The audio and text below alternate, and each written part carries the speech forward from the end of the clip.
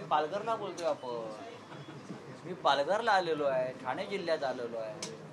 पडळकर काय उद्या जाऊन न्यूयॉर्कला सुद्धा काही सल्ला देऊ शकतात किंवा इस्रायलला जाऊ शकतात. एक लक्षात घ्या, हिंदूंना सल्ले देण्याची गरज नाही. आणि खास करून हिंदू समाज आणि हिंदू समाजातल्या मुली यांना संस्कार आणि संस्कृतीचं पूर्ण भान आहे. हा महाराष्ट्र आहे आणि या महाराष्ट्रामध्ये छत्रपती शिवाजी महाराजांपासून हिंदुत्व सम्राट बाळासाहेब ठाकरेंपर्यंत ही परंपरा कायम राहील.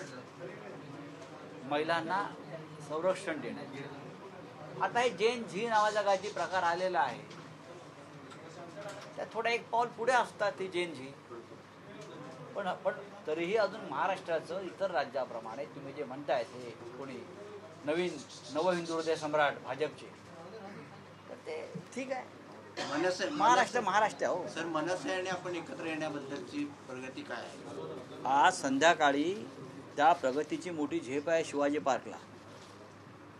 आज दिवाळीनिमित्त महाराष्ट्र नवनिर्माण सेना जो दीपोत्सव अनेक वर्ष साजरा करते आहे त्याचं उद्घाटन आज शिवसेना पक्षप्रमुख करतायत.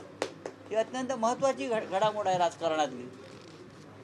दीपोत्सवाचं नवनिर्माण सेनेचं उद्घाटन करण्यासाठी राज ठाकरे यांनी मनसे प्रमुखांनी उद्धव ठाकरेंना आमंत्रित केलेलं आहे. मला असं वाटतं की राजकारणातली महाराष्ट्राची एक महत्त्वाची घडामोड आहे.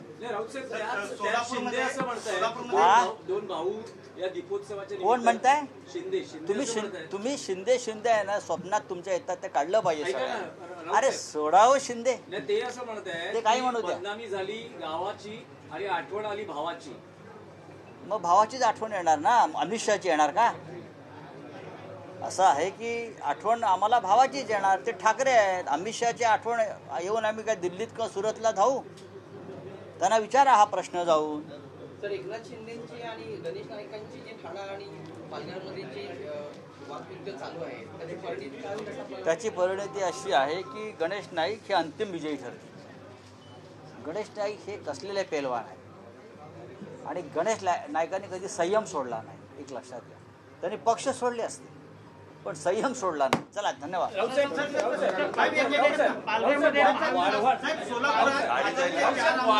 वाढवण प्रोजेक्ट संदर्भात तुम्ही सतत भाषणात उल्लेख करतात. अदानी आणि सगळ्यात मोठा महत्वाकांक्षी प्रकल्प आहे, पण स्थानिकांचाही विरोध आहे.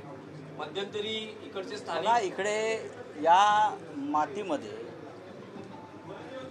जिंदालचा एक प्रकल्प येतो आहे, रिलायन्स येत आहे, वाढवण बंदराचा विषय चालू आहे, बुलेट ट्रेन जाते आहे. हे आमच्या भूमिपुत्रांच्या छाताडावरती जे येत आहे सगळं, भारतीय जनता पक्ष मोदी शहा यांची गुंतवणूक आहे. ही गुंतवणूक राज्याची नसून ही व्यक्तिगत गुंतवणूक आहे.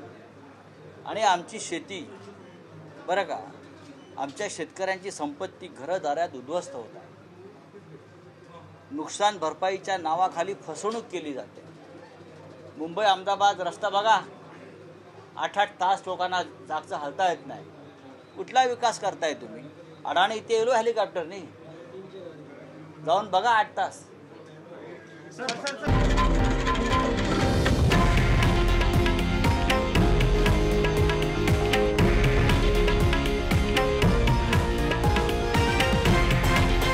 हे आहे देशातील नंबर 1 न्यूज नेटवर्क आणि आपण पाहत आहात TV9 मराठी, एकमेव.